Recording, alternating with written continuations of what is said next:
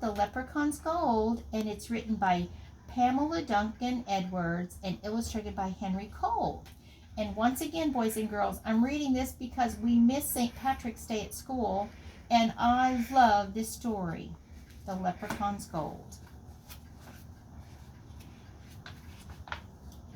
Long ago, before even your great-great-grandfather was born, there lived in a small village in Ireland a man known to all as Old Pat. Old Pat was a harpist, and a good one at that. Many a wedding was made the merrier by Old Pat's harp. So a harp is a musical instrument with strings. In the same village dwelled young Tom. Tom had learned his own harp playing from Pat's teaching, but now Tom thought himself a better harpist than Old Pat. He was much given to boasting and bragging and charging the villagers great amounts of silver for his skills. Old Pat was humble and willing to play his music for free, for those he knew had not the means to pay. "Foolish old man," scoffed young Tom, "what use is a gift if not to make you rich?"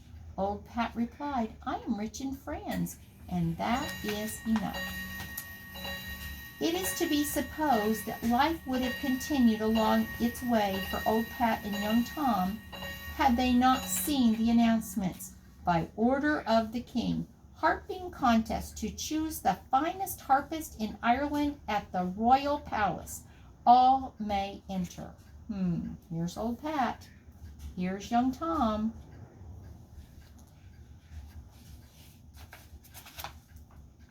To be known as the best harpist in Ireland would be an honor indeed, said Old Pat. "Don't waste your time, old man," sneered Tom.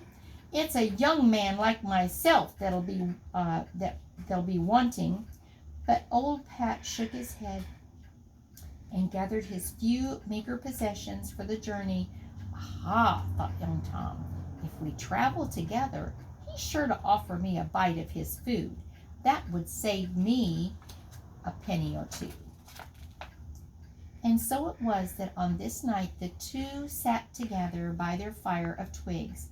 They were footsore and weary from walking the many miles toward the royal palace. As he listened to Pat practicing for the contest, a sudden thought flashed through young Tom's mind. "I could lose to this ridiculous old man."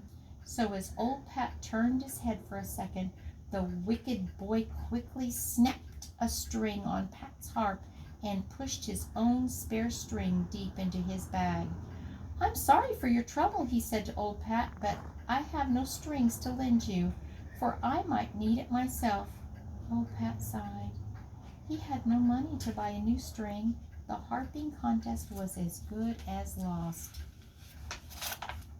Then suddenly, through the darkness, came a cry, "Help!"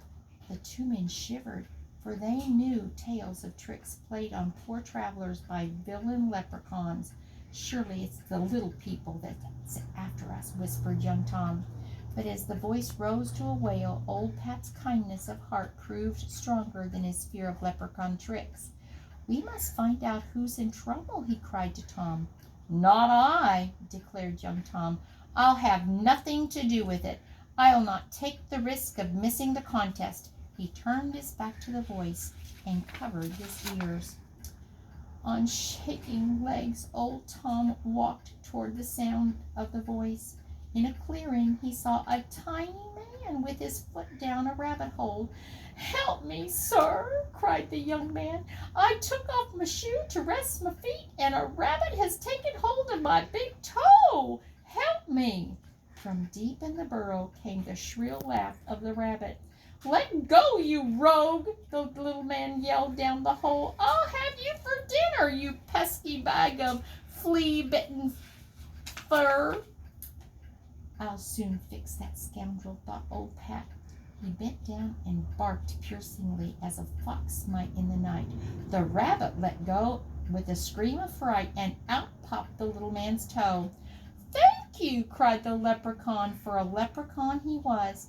"Come," said Pat, trying not to laugh, for a funnier sight he thought he would never see.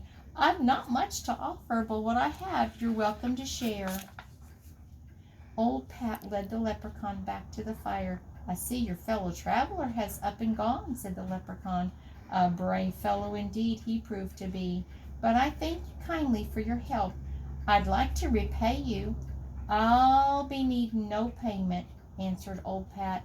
He picked up his harp and began to play a soft tune to soothe the little man.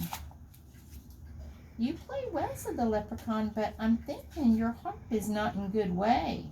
I have a broken string, answered old Pat sadly. I'm on my way to the harping contest at the royal palace, but I'll not win now. I have no money to buy a new string. Ah, declared the leprechaun sharply, so it's the gold you'll be wanting? Oh, no, indeed, cried old Pat, mighty alarmed. He knew terrible things happened to those who searched for crocks of leprechaun gold. Ah, but yes, I think it's so, answered the leprechaun firmly. Suddenly, old Pat's eyes would not stop from closing. With a sigh, he fell asleep. The leprechaun blew a silvery note on his whistle. Out of the forest came a band of little men, each carrying a bag. He wants the gold, said the leprechaun as he told the tale of old Pat. You know what to do. The little man nodded solemnly as they clicked open their bags. When old Pat awakened the next morning, he looked around in fright, but the leprechaun was gone. It's a lucky escape I've had, said old Pat, as he picked up his harp case and set off for the royal palace. He still has quite a ways to go. As old Pat reached the courtyard, young Tom took the stage, looking mightily pleased and confident. He began to play a sweet tune, but as if bewitched. The strings on his harp began to break. One by one they twanged and twitched and twirled in the air until all lay dangling. Young Tom gazed at his harp in horror, but then he knew. Leprechauns, he muttered as he hung his head and shuffled from the stage. Now it was old Pat's turn. With sadness of heart, the old man reached for his harp. Then his eyes widened, for there, inside his bag, lay a glittering golden harp. The leprechaun's gold, gasped old Pat. He lifted the golden harp and began to play. He played the merriest music ever heard, so wonderful that the wind itself stopped to listen. A wild tune it was, which filled the people's hearts with joy and their lips with laughter. Oh, look at that beautiful harp. As the magic seized their feet, the people began to dance. Soon the courtyard was filled with dancing, singing, and laughing. The other harpists knew now that this was Pat's day and danced along with the people. Even young Tom, who had learned a hard lesson, found generosity growing in his heart. When the final note faded away, the king rose from his throne and beckoned to Pat. Old man, said the king, the prize is yours. Never have I heard such music.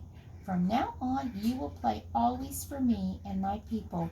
You are awarded the title Royal Harpist of Ireland. From the nearby forest came the tinkling sound of a little leprechaun laughing. It says there are 16 four-leaf clovers in this book. Can you find them all? And if we were at school, you would be able to see, here's a four-leaf clover, and you can turn this page, and you can look around the edges, and you can see if you can spot a four-leaf clover. Every page has a four-leaf clover hidden somewhere on it.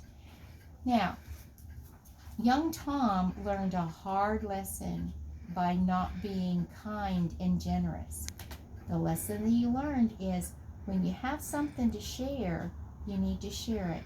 And don't do something mean to somebody who deserves to be treated kindly. The leprechaun's gold.